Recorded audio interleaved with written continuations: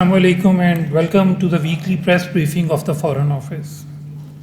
Let me begin with the official visit to Pakistan by Foreign Minister of Iraq, Dr. Fawad Hussain, at the invitation of Foreign Minister Makhdoom Shah Mahmood Qureshi. During the visit, the Iraqi Foreign Minister met with the Foreign Minister, the Minister for Defense Production, and the Minister for Religious Affairs and Interfaith Harmony. He also called on the President, the Prime Minister, Chairman Senate, and the Chief of Army Staff.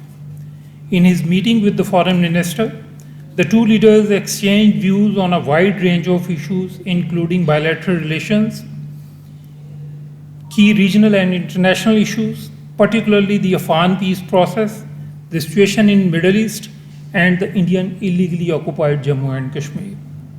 They also reviewed close cooperation in multilateral organizations, particularly in the United Nations and the Organization of Islamic Cooperation. The two sides agreed to convene an early meeting of the 19th session of the Joint Ministerial Commission. The important issue of visa for Pakistani Zaireen visiting Iraq for religious pilgrimage, especially during Muharram and Arba'in, was also discussed. Pakistan plans to open a new consulate and establish Pakistan House and a medical center for facilitation of Zaireen in Karbala. The two sides also signed a memorandum of understanding on bilateral political consultations to establish a mechanism to hold political consultations between Pakistan and Iraq on a regular basis.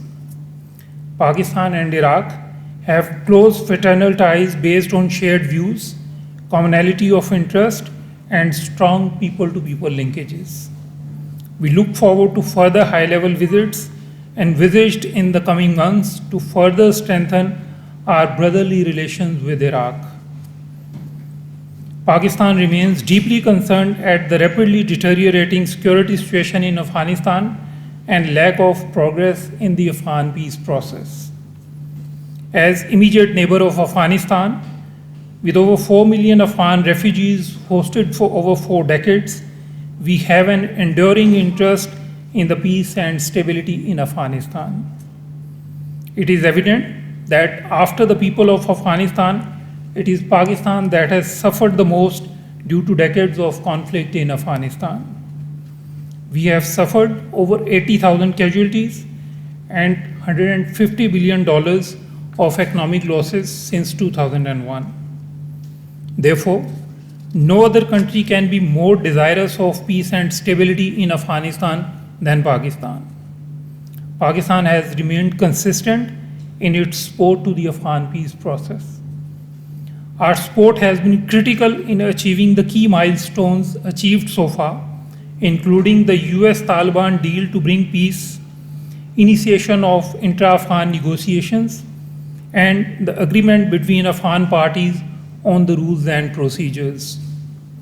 As part of Pakistan's continuing efforts to support the Afghan peace process, Ambassador Mohammad Sadiq, Special Representative for Afghanistan, visited Doha to participate in the regional conference on Afghanistan and the meeting of Troika Plus. We attach great importance to the Troika Plus mechanism involving China, Russia, United States, and Pakistan. We hope that this meeting of Troika Plus, taking place at a critical moment, will help facilitate resumption of intra-Afghan negotiations with a view to achieve a political solution for a peaceful, stable, and prosperous Afghanistan.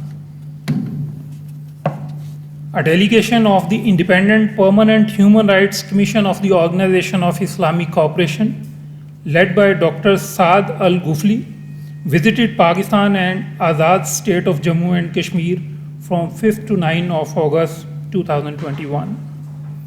OIC's Council of Foreign Ministers had mandated the IPHRC to assess the post-5th August 2019 abysmal human rights situation in the Indian illegally occupied Jammu and Kashmir.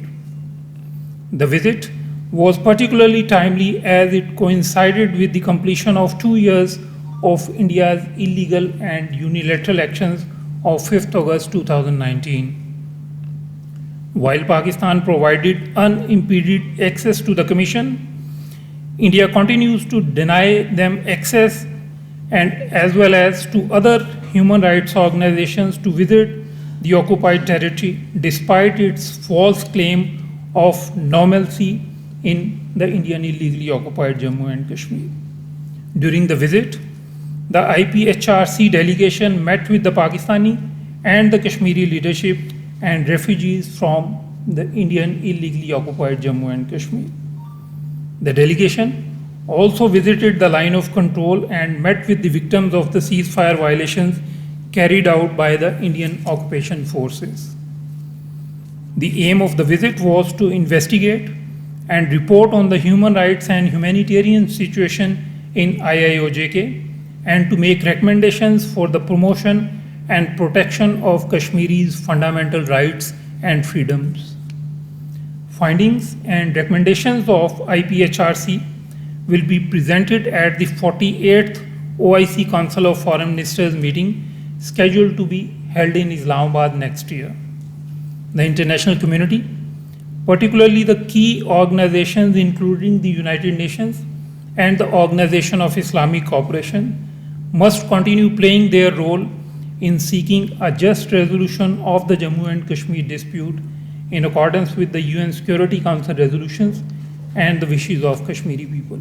I thank you very much and I'm happy to take questions on these or other